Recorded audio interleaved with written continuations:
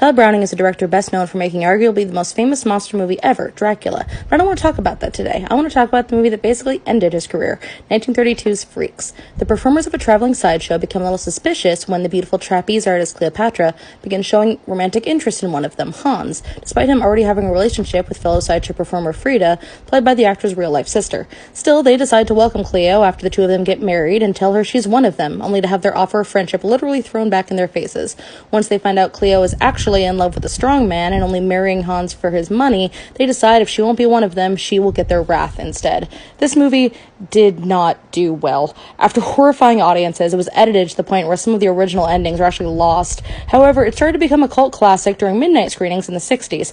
And if you randomly know a lot about sideshow performers, which I do, there are some really big names in this one. The brother and sister, playing Hans and Frida, were part of the famous doll family. Conjoined sisters Daisy and Violet were later inspiration for the Broadway musical Sideshow.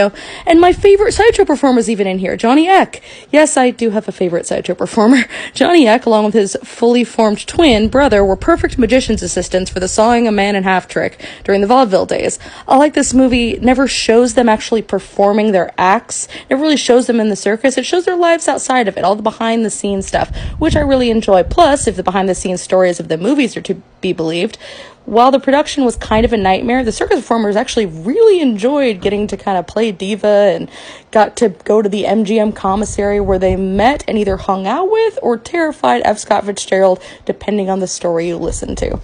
This movie is not for everyone, but I do think it's really interesting, and it's great to see these really cool performers get some light.